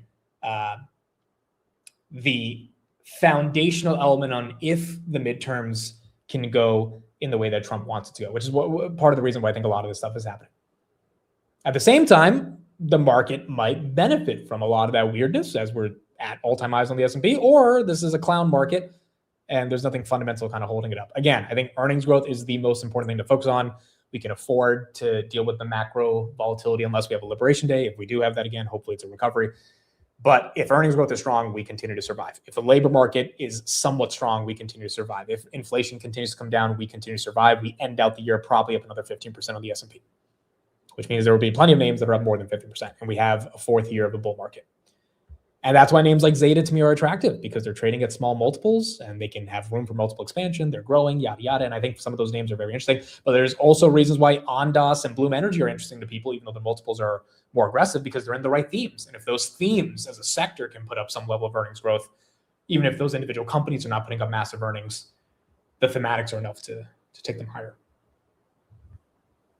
Not to mention, we also have to see what happens with the international markets. India's been off to a bad start. Europe's doing okay. Japan printing a lot of money, raising rates at the same time. We're only a week into it. Yeah, I saw this quote as well. This was from Trump, right? Credit card companies will be in violation of law if they don't abide by 10% rates. Did he say that on Air Force One just now? I don't think so, but I saw that headline. He might have said that on Friday. So, yeah, we're going to have to. Oh, yeah, here we go. I just got it right here. Trump says credit card companies will be in violation of law if they don't comply by Jan 20th on interest rate cap. Okay, I mean, I really don't know how he's going to enforce this, dude. Like, how does he get this? Anyone know how he freaking makes this happen? Let me see if I can get the quote where he said it exactly. Oh yeah, here. I think we have it. Let's see. Let's see this. Can I ask you, the announcement on the cap on credit card interest rates Yeah. came out on Friday. What happens if the credit card companies don't comply by the January date? Well, then they're in violation of the law. Very Very severe things. No, I want a cap on credit card interest rates because, some of them are 28, almost 30%. And that people don't know they're paying 30%. people out there, they're working and they have no idea that they're paying 30%. No way. We're putting a 1-year cap at 10%, and that's it. They know it. They've really abused the public. The credit card companies have totally abused it. I'm not going to let it happen. Again, it's nice to say that, but how do you do it? Let's ask Gemini. Trump says he will cap credit card rates at 10%. Is it possible to do this? Like, is there a real way he can get this shit done? Because I don't know logically how you do this. The president cannot simply change credit card rates by decree. There are two primary paths, both of which face steep hurdles. Congressional legislation. Currently, there's no federal law that caps credit card interest rates. The Military Lending Act caps rates at 36% for service members. Executive action. Trump has mentioned using executive order. However, legal experts and banking groups argue that the president lacks the statutory authority. Also, the Supreme Court decision on the 14th, I think we're going to be getting it on the tariffs. We didn't get that news last week, so that's another piece of volatility that's going to be entering into the arena. Okay, so he has to do Congress or executive order. Executive order, he's going to get sued. There's no way that's going to play out. Congress, they could do it. They could, I mean, again, Bernie Sanders and Josh Hawley, a Democrat and a Republican, introduced it. But will they get 2/3 of Congress to actually vote on the 10% credit card interest rate cap act, which was introduced early last year? Yeah, there you go. Look, this was introduced a while ago. I mean, if they get a vote, yeah, this could happen. But you got a lot of Congress that's a little bought by the financial companies. And again, I don't agree that we should be having 30% rates. That is ridiculous. It's just, I'm also not an expert on credit cards, but from the little I understand about the business, you can't have a sustainable credit card business without because the whole point of credit cards is you get rewards and you use the credit card for a reason. You're building your credit, but you're also getting something from the company, whether it's points, cash back, yada, yada. That has to come from somewhere. It's not coming from the company. It's coming from another part of the consumer that is overpaying because they have a revolving balance because they don't have enough money to pay back their credit in the short term. And that's being transferred for you. And the credit card companies are making a spread. So like the alternative then is if we get rid of that entire model, okay, so Robinhood's 3% cash back, that's gone. United, Chase, Mileage Plus, that's gone. And then the question becomes, everyone is at 10% or less. It's like, okay, cool. How much money then gets dispersed? Because if these companies can't make enough money on the 10%, then maybe they're not going to give enough money. But maybe there's something I'm missing in terms of how this ends up playing out. And regardless, I think, Trump has shown this many times. He does not care about company profits and shareholder value when it comes to votes. Many. We saw this with last week what he said about defense contractors. He doesn't give a shit about the defense buybacks. That's good for you if you own Lockheed Martin. But if you don't own Lockheed Martin, which the majority of the country doesn't, and you're thinking of who to vote for in the midterms, I mean, yeah, you think it's really cool that Trump says that these defense executives that are getting billions of dollars from the U.S. government can't buy back their own stock and make $5 million a year. You've got my vote. Like that narrative in and of itself, which the Democrats do the same thing in terms of free, giving you free money and canceling all your loans, et cetera. Like it's politics more than anything versus logic. Evan says, yeah, probably should make the rewards less so the people who need credit cards can get charged 10% instead of 30%. Well, if the rewards go down, is there an incentive to even use those cards at the same level? Like if Robinhood's only giving you 1% cash back, why would you use the Robinhood card? I mean, most people wouldn't, right? Most people would like not go through what's the point of signing up and paying $5 a month to get 1% cash back? The whole appeal is they do 3% cash back, or SoFi's card does like 5% on groceries. Like the whole appeal is you get that cash back. So I think maybe the big companies survive, but a lot of these smaller credit card businesses go under quickly. They're not going to be able to afford to get those businesses to be profitable. Someone says, which is the point? The point is to not use credit cards. So again, it is a feel-good thing to say that people should be out of debt and they should not be running a balance in their credit card. The harsh reality of this country is a lot of people need to use credit because the country is expensive and there is a wealth divide in the country. And if you don't have access to at least somewhat cheap credit, you're going to go to a loan shark. So like credit's very important. Like as a concept across the entire world, credit is important. And we're going to need credit forever. Like it's the basis of how things get bought and sold. Even if we think that people should be responsible enough to not have a balance. And if you cut people off cold turkey from any of their credit, I mean, I just don't know what the implications of that has on the broader market.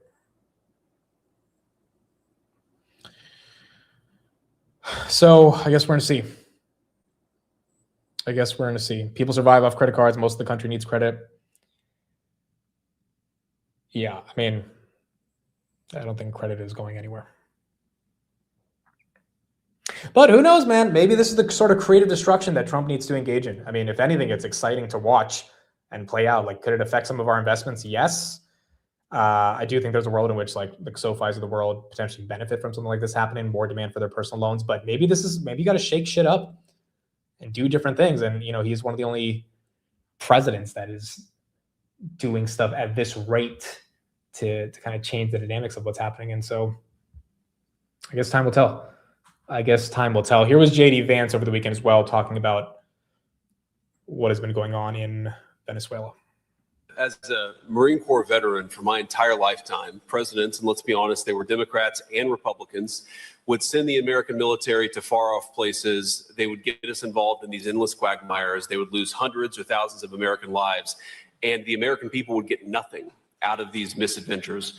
And now you have an American president who's empowered the American military to stop the flow of drugs into our country and to ensure that we, as opposed to our adversaries, control one of the great energy reserves that exist anywhere in the entire world. And he did it without losing a single American life in the process. It was an amazing operation. It's going to make our country richer. It's going to make our country more powerful. It's going to make our country safer. And it's going to lead to the further decline of drug overdose deaths in the United States of America. An amazing thing. And I'm happy to be here to talk about how we can make it an even bigger and better operation for the American people. Thank you. The entire administration is on board with what happened to Venezuela. We talked a lot about Venezuela last week. I haven't had any massive updates since then, but the core thesis is that oil is coming into the United States, and it might be coming in at a very, very, very high level. So I think the broader implication is, hey, is Colombia next? Is Greenland next? Like, is this really the route the United States is going down? Is this something the whole country is going to support? Will he have the will of the people on his side if he actually goes to conquer different nations? Like, oil prices being down. And I think oil is the cheap. In Jersey, I'm looking at $2.50 a gallon. I would imagine in some places it's cheaper, but I think we're getting to the point where the national average is coming close to that $2 range. But that's a really good thing for inflation, really good thing for affordability. But how much oil will we really be able to get in order to make that sustained at those levels? $2 in Tennessee. Yeah, I mean, Iran, if we get their oil, right? Like, there's just a lot of shit this year that I think is very interesting in terms of how it's going to play out. You had Howard Lutnick over the weekend that says we can get 6% GDP 2026. And I mean, if we were to get 6% GDP, not to mention M&As, IPOs, you've still got tons and tons and tons of things that should be relatively net bullish, which again, SoFi right there down 2%. That's why I started the stream by saying the high beta momentum that we've seen, you can't fully say it's ridiculous because there's just so many bullish things that are happening that are pushing the markets higher. Now, it's weird because in 2025, everything was moving up. NVIDIA's not moving up. Palantir's not moving up. Hood's not moving up. You got a lot of these, Tesla's not moving up. You got a lot of these names that are just stuck. But then you have these drone stocks that are moving up. You have the energy stocks that are moving up. So it's not the same as 2025 in that everything was just pushing higher before Liberation Day crashed it. But you can at least understand, I guess, why the market wants exposure to high beta. Crypto's not moving up either. I mean, crypto was moving up last year in 2025. Bitcoin hit 109 around that time. But none of that's happened. And it's metals, some drone stocks, and some energy stocks, and some space stocks that are moving higher.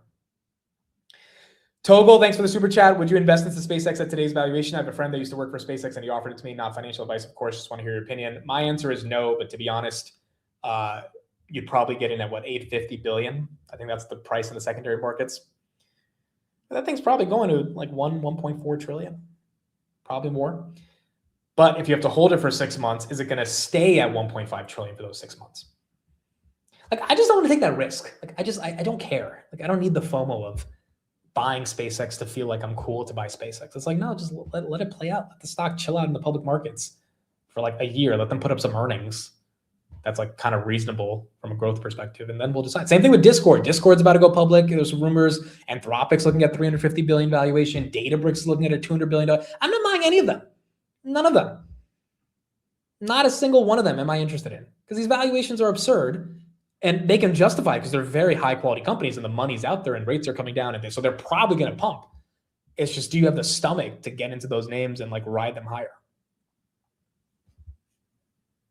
I don't know. I don't know if it's easy to be able to do that.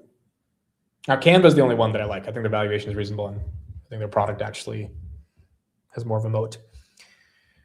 Some of this other stuff is just weird. Databricks is a great company. I agree. But at 200 billion, like, are we paying $200 billion for Databricks? They're doing about what, 5 billion in revenue? I mean, I just like, again, Databricks probably will go higher because that's the nature of this market. But is that a multiple that you want to pay? I'd rather buy more Amazon, like, and sleep well at night. 245 right? I know it's more of a boring pick, but, and again, I'm trying to do a lot more research into mid caps, these small and mid caps. TMDX, I wish I bought a little bit, dude. I started getting interested at 122 last week. Did not make a position because I didn't get the time to finish my research because I went to Vegas, but like, this one's at 137. This is a small cap that actually has good earnings, good growth. And if small caps are in favor right now, also probably due to the January effect, that's another reason why small caps are benefiting, then this one was kind of obvious, and I wish I bought more. So I'm looking into a lot more of those names, but the big boys like Meta and Amazon, I think, continue to be exciting. Now, Zeta is the only new name that I bought, which we've talked about in depth. I like it. I'm up 20% on it. Put a decent chunk into it. I really do think it can have a good year. I don't think it's necessarily participating in high beta. It probably is to an extent, but then again, they don't really have a multiple, so it doesn't feel scary to buy it at these levels or to buy the dip. But there's plenty of ways to make money in this market. APLD crushed earnings. To all my people that are in Implied Digital, absolutely demolished earnings, up 18%. Is that a valuation they absolutely deserve at 43 times sales? I don't know, but I know that if they're crushing earnings and they're in the right theme, which is data centers, they're going to go higher. And Iran and Nebius are next. If they can crush earnings like Applied Digital did, those stocks are going higher. So I think there's just different ways to play this. Are you going to add on Zeta? I will add if it gets back to like 21. I bought a decent chunk at 20, so I'm in. I really don't need to buy more. If it gets anywhere below 21, I'd be excited again, but I don't think it's expensive here. I know Steve was looking at some of the numbers. Steve's getting excited about it. I think a lot more people are seeing the numbers here. I've been buying a ton of Grab. I know people hate this. I've been buying more and more and more shares. I do not care what people think. If you don't like it, you can sell it. But I when they put up $1 billion in revenue for the next 4 quarters, I don't think the stock trades at a 12 billion EV. But I can sleep well at night buying more Grab under $5. I cannot sleep well buying Opendoor. The volatility in Opendoor is high.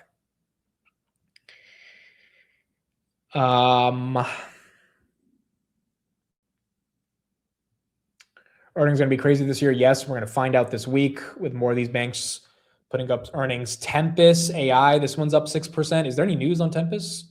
This one's a Kathy pick, also a Pelosi pick. That one, we'll see if there's news there, but that one's getting some momentum. Biotechs have started to come back as well, like XBI. And that's also been getting some love. I have not sold in the money calls on BMNR yet. I think I'm getting close to it. I also kind of think ETH's going to break out, though. Like, it just feels like it's been waiting to have a rip, and you'll get a better chance to sell some calls.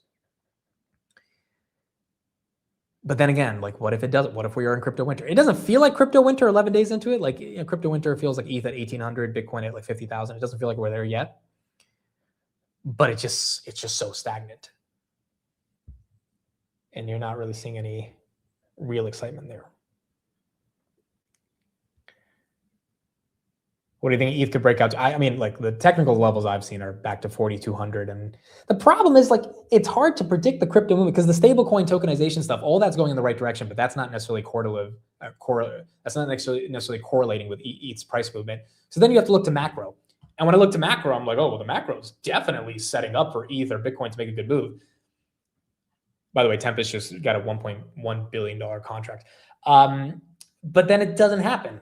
So it's like, okay, like everything's going in the right direction. You got Trump talking about we're going to print $200 billion of bonds from freaking Fannie and Freddie and still crypto can't catch a bit. I'm like, what does Bitcoin and Ethereum need for the administration to say? They are ready to print as much money as it takes to win the midterms.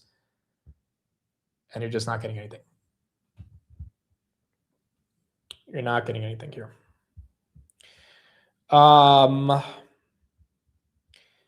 TEM closed record 2025 total contract value above 1.1 billion, driven by strong farmer demand, 31% year-over-year growth in data and applications, 1.1 billion of TCV. So this is a preliminary earnings that they put up. And that's why that stock is moving. Matt says we haven't even exited crypto fall. I mean, yeah, exactly. I don't know, dude. It's weird. It's a weird market right now, but it should be weird. It's only 11 days in. There's not a trend enough for us to navigate. BM&R will have their meeting on January 15th back in Vegas as well. So I guess we'll see what they say. It is a Pelosi pick and a Kathy pick. Dassy, thank you for the $100 super chat. That is very, very kind of you. She said, I'm matching Mr. Derek Wall. We say hi from Miami. When are you coming back? That's a great question. I think we're going to do a Miami meetup again this year, probably towards the end of the year, just because I love Miami. For the New York meetup again, let me put the link in the chat. This is the last 2 weeks to sign up for the meetup. We are getting very close to that 350 number. So again, you can sign up right there. Once you sign up, you will get a link to the WhatsApp group. You'll get a link to reserve a hotel at a discounted price. So had a 3-hour meeting yesterday, all about the meetup in New York. And LA, we're getting ready to do LA. So I think in about a week and a half, I will have details for all my LA people. I'm very excited for Los Angeles. Looking like we're going to get a pretty good deal in the venue we're looking at for Los Angeles. So yeah, Miami will still do though, probably towards the end of the year. We'll get Chris on tomorrow, guys. I'm about to end the show because I need to go to sleep and actually fix my sleep. Dude, yesterday I came back from the airport, slept at 1, woke up at 4, then slept at 9, woke up at 3, and slept at 5, woke up at 11. Like it was just a horrible sleep schedule since Vegas. So we'll get Chris on tomorrow. We'll actually have a real macro Thursday with Chris after 2 weeks. And we'll talk to him as well. We will be doing Texas for the meetup. I don't know when, but we're doing it. Do freaking Texas. But yes, we're definitely gonna do Miami again. So New York, LA, and then we'll keep going from there. Yeah, I'm happy to be back home, guys. I'm so happy to be back home. Vegas was cool, but man, it's nice to be back home. It's nice to just be back in the routine and, you know, do what we need to do every day, especially as earnings are starting. Hood does sponsor the Miami Heat. They also sponsor the Washington Wizards, and Trae Young just got traded to the Wizards. So Jess at AK Comms, that is her email. And so you can check it out there. In terms of the VC stuff, so I told you guys I would make a post about that over the weekend. I was supposed to do it last week, but we kind of had a lot of stuff happening last week. So the official post is live on X. If anyone is interested and has an idea, we have some institutional money that we can deploy. So again, partnered with Andreessen Horowitz. They have a venture scout program. They're letting me manage a little bit of money. I can write checks into startups. The checks can range anywhere from $10,000 to $25,000. You can email amit@akcomms.com. Same email you guys know, with a deck, one pager, etc. And then I put a link right here if anyone wants to read like kind of my philosophy on angel investing. I don't know if I'm going to be good at this. I really have never, I mean, I have some angel investments. Some have done very well. Some have been stagnant, but I've never done it in a professional level. So for those that want to reach out, I'm trying to find the next Uber, the next Robinhood, and it's really freaking hard to find those companies. But if you find them at the earliest stages, I mean, that's where you make like the biggest amount of money. So VC is a fun game because like it's really hard to find them. But if you happen to find it, it's a moonshot.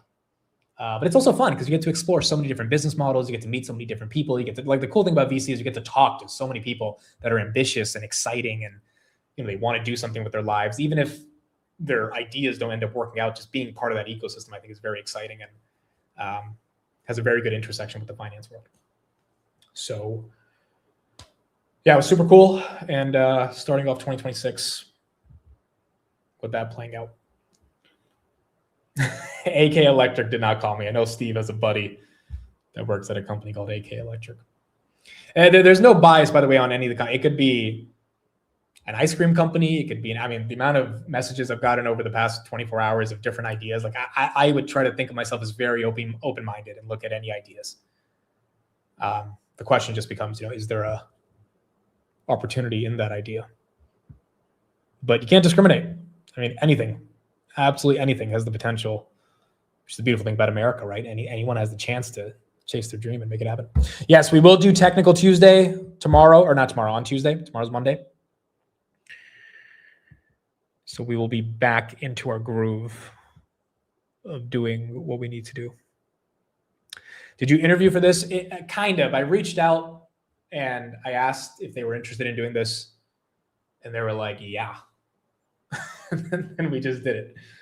I got on a call with some of the partners, and I think for them, they want to get people that have a bit more influence in distribution, because to them, those are the people that are going to be finding the next generation of these companies, because they just can't find every gem that's out there. And for me to have the legitimacy of a brand like A16Z attached to me, it's really special. I mean, they are them and Sequoia are the single best VC funds in the country. So, they were early. Facebook, Twitter, Slack, Lyft, Uber, it's just, and they just raised $15 billion over the weekend. It's 18% of all the VC money in the country A16Z has raised. So if there's a big name, and they're going to make like 10 billion off Databricks, they invested in Databricks like 10 years ago. Like, they're just early to everything. So being part of that ecosystem, I think, is really, really important. So that's what we got. Here's a video that I thought was really funny from the Trump oil executive meeting. Marco Rubio sent him a letter, or wrote him a letter, and Trump ended up saying it out loud. All right, thank you. You'll make it back one way or the other. You're all going to do very well. I think really very well. Marco just gave me a note. Go back to Chevron. They want to discuss something. Go ahead. I'm going back. Look at Marco's face as soon as Trump says that. He's like, no, I meant to tell you to go back to Chevron. Do very well. I think really very well. Marco just gave me a note. Go back to Chevron. They want to discuss something. Go ahead. I'm going back to Chevron. Marco. Thank you, Marco.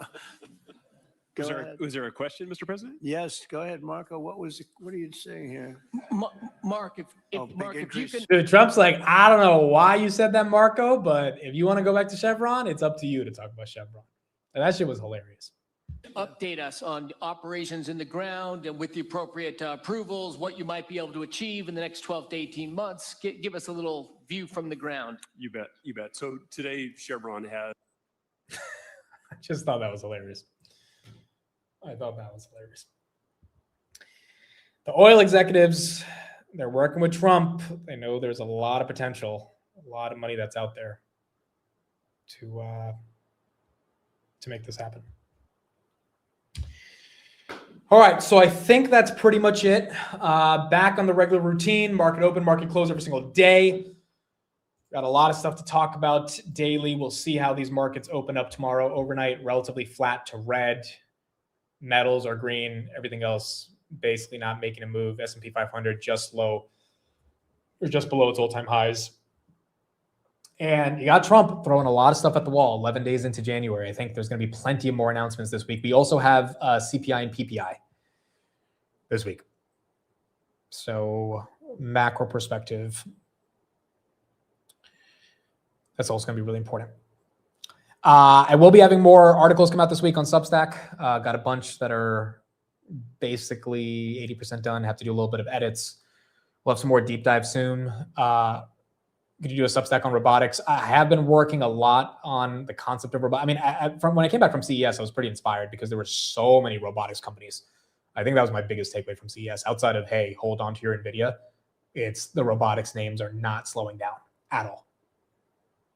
Now, is the whole Jensen's NVIDIA self-driving stack going to take over Tesla? I don't know. You got a lot of people thinking that that could be the case. But my take from CES was don't sell NVIDIA and get exposure to robotics. And again, the most obvious exposure to robotics outside of NVIDIA is Amazon. Now, Tesla's also exposure, but Amazon is actually like really utilizing robotics at scale right now. And those are, I think, like my number 1 and 2 takeaway. And then, yeah, we have the Supreme Court announcement as well on freaking on Wednesday. Here's what Jensen had to say about self-driving in a new podcast as well. We started too soon. Self-driving cars really had 4 eras. The first era was smart sensors connected into a car. The mobile era. The mobile era. Yeah. And even the very earliest days of Waymo. ADAS, yeah. Yeah, even the earliest days of Waymo. You're using smart sensors, a lot of human engineered algorithms and education, severe mapping, extreme mapping, and then different systems for planning and perception. Exactly. And so you're essentially creating a car that is driving on digital rails, right? It's no different than the rails at Disneyland, except they're digital rails. And so that's the first generation. The second generation, and during that generation, you have perception, world model, and planning, and these modules. And each one of these modules have the limits of their technology, and perception was first affected by deep learning first, and then it propagated through the pipeline. And so that system is too brittle, and it only knows how to perform what you taught it.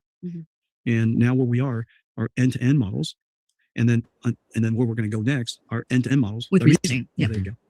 I talked to the NVIDIA head of Omniverse and simulations, and he talked a lot about physical AI, self-driving, et cetera. I mean, look, whether or not this takes on Tesla in a significant way, the point is there is just so much momentum in regards to the ecosystem of AI that NVIDIA is building out in a variety of different verticals. And you either believe that they're going to win in that or not. Like, I don't see how NVIDIA is not closer to 230, 240 by the end of the year. Now, I'm not as bullish to say they're going to like 300, but like, I just another quarter of a beat and raise, but you know they're going to beat and raise the next quarter. I mean, literally at the end of the answer Jensen gave to my question, he was like, we have to keep beating the quarter and raising the quarter. Like, they're going to do it again. We know they're going to do it again. And so if they're going to do it again, I mean, at what point does Wall Street say, okay, enough is enough? We have to give this thing a multiple, even if it means the market cap is going to pass 5 trillion. So I think NVIDIA is a hold going into earnings, and hopefully some of the macro policy continues to help this whole play out. But it is harder and harder and harder to add trillions of dollars in market cap, which is why I think there's going to be a lot more alpha in these smaller names, like an Amcor that is a derivative of NVIDIA, like a Bloom Energy, theoretically, right? That's going to get energy demand because of all the data centers from NVIDIA. Like, those are names that should keep running at a higher beta. But it's not like NVIDIA should be red. And NVIDIA is red while those names are running, which is the weird part about the first week of this open to 2026. So I guess over the coming weeks, we'll get a lot more data to see how this plays out. Can they simulate all the self-driving? Well, they're getting closer to simulating a lot of different parts of data when it comes to self-driving. Again, Tesla is just easier, in my opinion, because they have all the data. Dude, my dad had FSD for a month, and he's ready to get the subscription. Like, the trial ended yesterday, and he's like, all right, let's think about buying it. Because even he's realized how much his life is better just by having FSD. So overall, again, I think 3 components of the market right now are that AI earnings will be real, and we should see that manifest over the next 20 days. Trump is going to say a lot of things because he's testing probably a lot of ideas, and we have to be ready to react to all that stuff. We had a lot of things last week, a lot of stuff over the weekend. And then you've got the Fed, which, again, the biggest thing that happened for those that missed it, if you just joined, Jay Powell is being indicted and prosecuted for the Federal Reserve headquarters in Washington. He just put out a video. It's on my X of him not apologizing, but him explaining why this is like political. But the Fed theoretically should still be on our side. And so if all those three things go according to plan, I mean, I think the market continues with bullish momentum, and this should be a good year regardless of what happens here. All right, that's what we got. Bank earnings starting in a couple days. We'll have Technical Tuesday on Tuesday. By the way, no one noticed I got new glasses? No one noticed? Got new glasses. Surprised, no one noticed I got new glasses. But I got some new glasses. So I like these. They're not as big as the lens were like way too big on the other ones. But boy got some new glasses. So hopefully the vision is more clear going into 2020. Honestly, I needed new glasses because like my eyes got worse. And so now I can actually see better. Still nerdy. Yes, definitely still nerdy. The Meta glasses suck, bro. They're not good. Like they're still in my car. I haven't even brought them into my apartment. They're like stuck in one of the glove components because I literally see zero value in them. But yeah, I did need some new glasses. So where'd you get the frame? This is from Lens Crafters. It's from Burberry. That's the brand. So that's the new one. Please make him rant and stave. There's nothing to rant about. There's absolutely nothing to rant about. It's like, what could we possibly be ranting about? Well, we just have to see how this market plays out this week based on all these headlines. Should have bought some red ones like Jensen. Dude, red glasses every morning would be crazy, bro. Be crazy. Steve was ranting. I talked to Steve. Dude, Steve and I got some things planned for you guys. You guys are gonna find out some things we're doing. I had a really good phone call today with someone in the finance world. I think you guys are gonna see some cool stuff that's gonna come out over the next month. If you're at the meetup, you're gonna get a sneak peek of some stuff that's happening. So I'm excited for the meetup. It'll be a fun time. Excited for all the mods that are coming down. Matt, Money, Chris, Steve, everyone's going to be there. It'll be a good time. And it'll be the first of many events for this year. So lots and lots and lots of stuff. Thoughts on Meta? I like Meta. I think it's a buy. I think below 630 gets really attractive. That's when I bought last year. I have a weird feeling Meta's going to pump hard on earnings just because the number is going to be so discounted against the valuation. But then I also think if Zucks gets on that call and he's like, hey, I still don't know exactly what I'm doing with all this CapEx, but I'll figure it out. That's just going straight down. So I feel like playing earnings is going to be tough. You've got to just buy it because you think it's undervalued. But I don't know if you could easily play earnings. Steve said he's going to Singapore, Texas, and Chicago. Steve is not leaving New York. This is the only meetup you guys are going to see Steve at. He is never coming to a meetup that's not in New York. I wish he would. He would be invited, but I don't think he's going to. We're not going to live stream this meetup. We're going to work on getting a production crew for the live streams of meetups in the second half of the year. It just takes a lot to like have everything working correctly to live stream a meetup. So I think in the second half of 2026, we're going to try to do it. Don't hate on Meta Glasses. You're a VC now. If anyone's pitching me a glasses company, I'm going to be a bit biased here. Going to be a bit biased. I'll try not to be, but what's their cost on SoFi? I think it's like $26.90, basically $27. And I'm selling calls against it. So the premiums are great on SoFi. I'll continue to sell calls against it. It's one of the best stocks for calls because the thing goes up, then it goes down, then up, then down. But I do think there's a world it pumps to 31, 32 on earnings. And I don't think that's crazy to say. I mean, this thing's been stuck in this range for about 4 months now. But I do own SoFi. I think they should have a good year. 28. I saw like basically at the money, 27.50, 28. There's a portion of a position I'm holding long. The other portion I'm like straight milking for the premiums. And Yeah, the premiums are pretty good on it.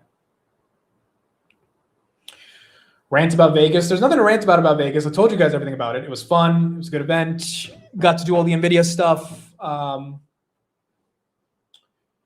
Yeah, it was a good time. I mean, it was tiring and exhausting. The one thing I will say about Vegas, though, is like, it is so depressing on a random Wednesday to go into a hotel and see people gambling and stuck at the casino. Like, it is so depressing. Like, after all my interviews, me and Davis were just walking around the hotel and like, it's like a Wednesday night and people are just on the slot machines. And I'm like, dude, I can never live there, ever.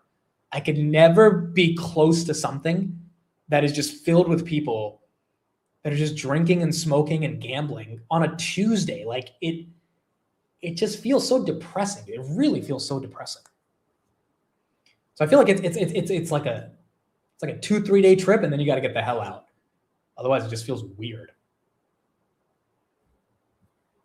So I've never been a fan of Vegas. Like, I like going there and having a good time, but I do not like the concept of living there all day. I could never live there on the strip. Like, just very weird. Redline Engineer says I'm doing that right now. All right. I mean, to each their own. Sunday night. I guess you could say the stock market is theoretically the same. We're all just looking at candlesticks up and down, but it feels more exciting. Did you win? No, I lost like 600 bucks. Triple V won like 250 grand. But I lost 600. We were at the Fontainebleau for the hotel, and then we went to the Rio after. Fontainebleau was good. Fontainebleau was really nice. That's where that's where the entire NVIDIA event was. I liked that. I thought the Fontainebleau was beautiful. But then we went to the Rio after, and the Rio was like a freaking motel. Evan, you won $400 on the last night? I didn't know you played craps. We played craps. It was fun. Like, I learned a little bit about it. I think I lost like 50 bucks or whatever. But I did I did not fully understand craps. I'm still trying to fully understand craps. Okay, he won 250K because he was playing $5,000 hands of blackjacks. That's why he won 250K. He was not playing the $25 hands. That's why it was easy for them to win more money.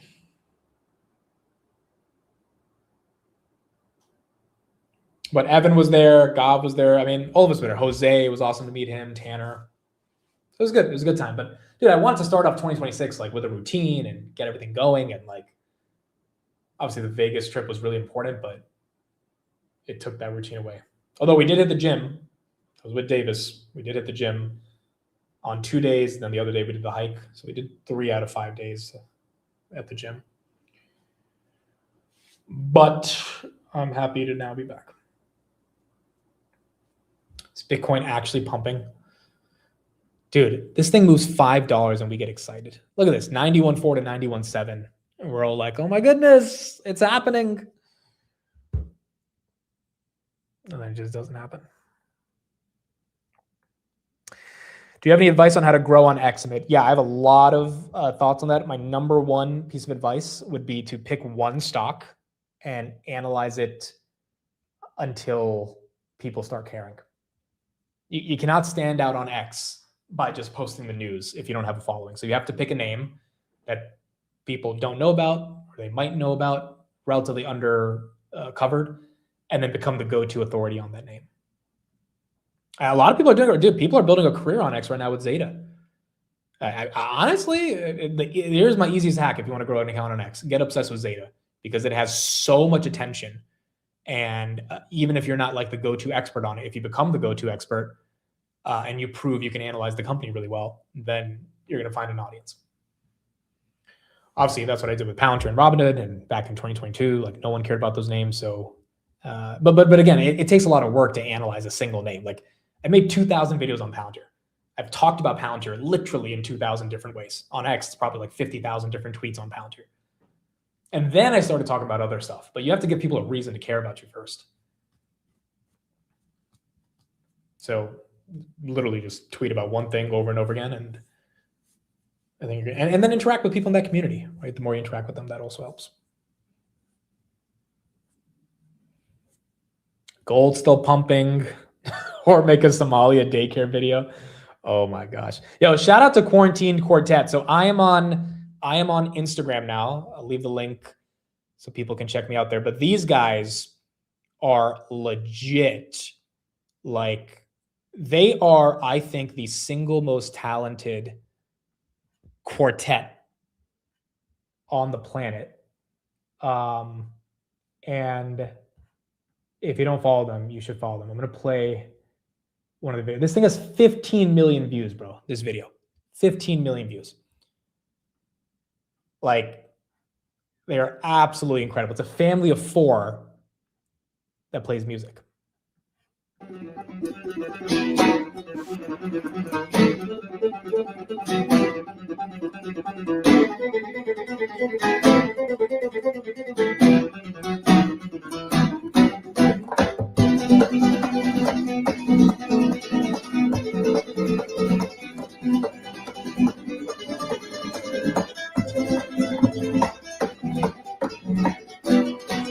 Like, that's crazy, bro. Like, that is crazy. This one has 27 million views.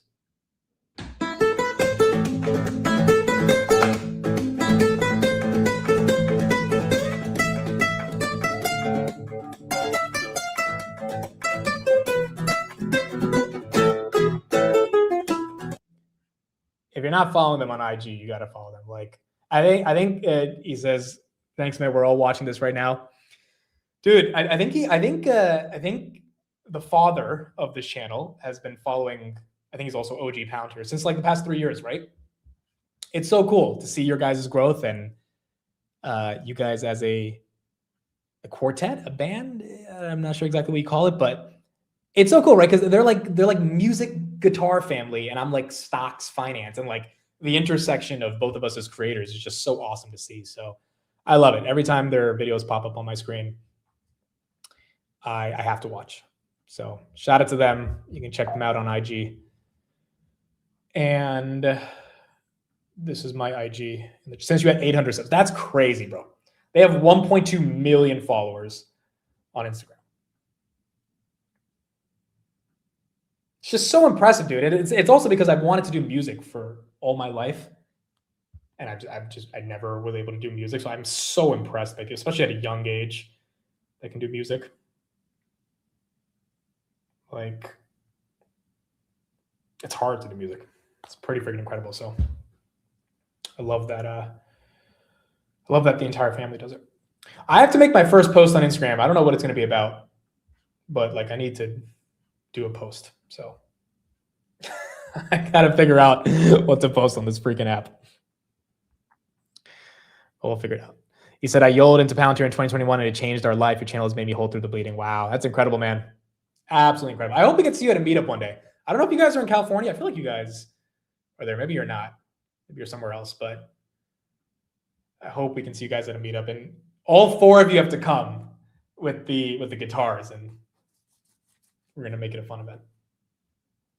We're going to make it cool. All right.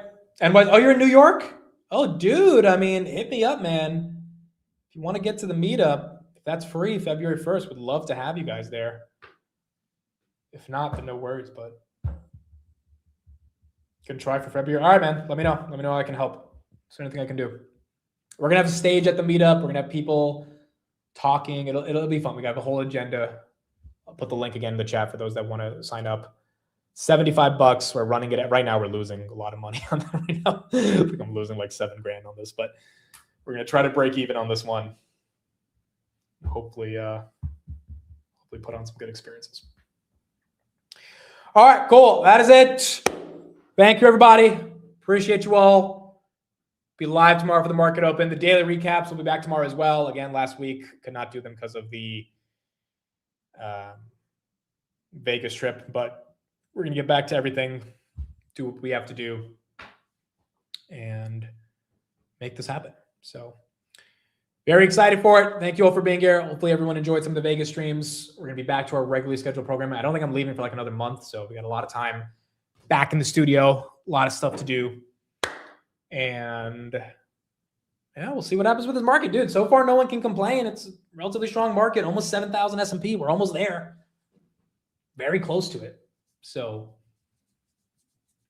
I mean, we want a lot of other things to participate, but if this is the route that it continues, then maybe we don't need to have some crazy epic drawdown as well.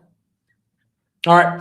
Thank you, everybody. Appreciate it. I will see you guys tomorrow on the Market Open, back in the studio, 8:45. We'll be there. The real bell will be there, not the little Tinker Bell that you guys were talking. The fact that you called it a Tinker Bell was ridiculous, but we will have the official bell back to open up the markets tomorrow in the morning. Bye, everybody. Have a good one. See you guys tomorrow morning.